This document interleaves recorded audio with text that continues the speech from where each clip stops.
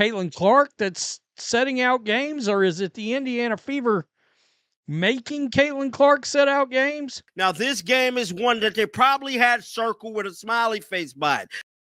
What are we doing?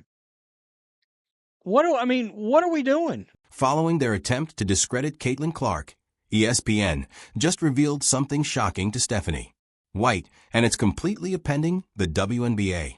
When White made a mistake on live television, it all began.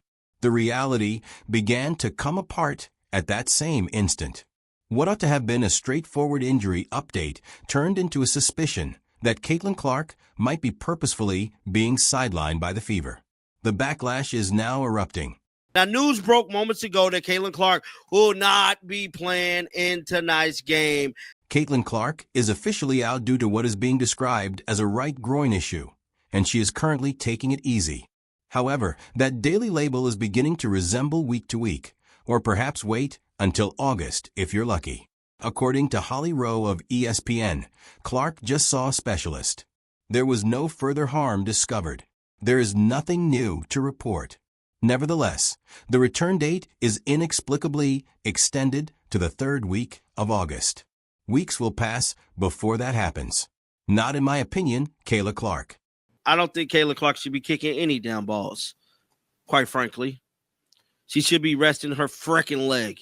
As if it couldn't get any more strange, a video of Caitlin Clark kicking a soccer ball while attempting to test out for the U.S. women's national team appears. Nor merely standing there, nor merely having fun. She is utilizing the leg that should be injured. Furthermore, this isn't just any old video. She is now being prevented from participating in games. Caitlin Clark, of course, out today for her 13th game this season. The fans are furious. While some are utterly suspicious, others are devastated. One admirer said, "Why isn't she shooting threes or running the floor if she's healthy enough to swing her leg like that?" The question keeps coming up.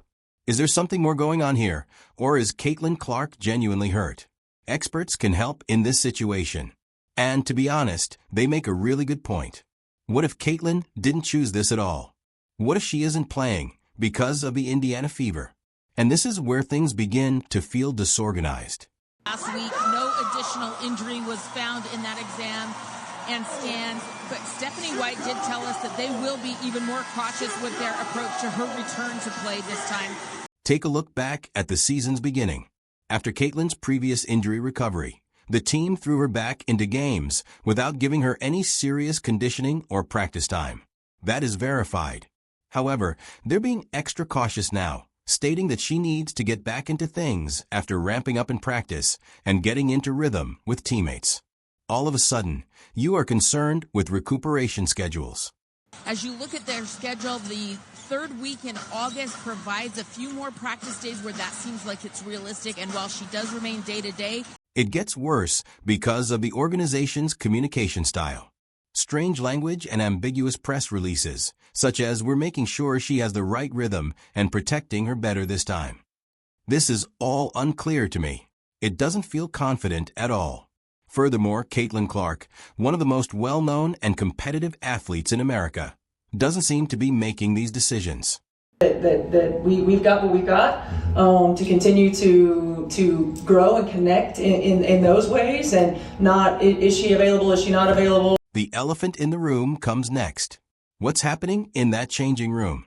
The main character in all of this, Stephanie White, only fueled the flames with her news conference. She discussed outside noise and the necessity of keeping items within the locker room. Would she really need to say that, though, if everything ran well behind the scenes? She made uncomfortable remarks. Shooting, and she's been with our athletic training team, and we've been preparing everybody else. When she gave a normal injury update, she didn't sound like a coach. Fans quickly realized that she sounded like someone attempting to clean up a larger issue without saying the wrong thing. It was best expressed by one YouTuber. It appears to be eerie. This is suspicious even in its timeliness. The matchup between the Indiana Fever and the Phoenix Mercury is already tense. Recall that Dana Bonner and Diana Taurasi are involved, and that Bonner left the Fever in really unpleasant circumstances. It's a personal game and drama. Clark isn't on the court for that right now. Some believe that Clark's benching is an attempt to keep her out of the limelight and crossfire. Others believe it's about avoiding headlines, ducking deeper questions. However, one thing is evident. No one still thinks this is a straightforward groin injury. Nothing else going on, and no more damage. Now it's just being patient with the process. This goes beyond simply managing injuries. This has to do with control narratives and potentially damage control from a group that is attempting to hide something far more significant than they are revealing. And it seems like the truth is getting farther away with each new footage, odd quotation, and game that goes by.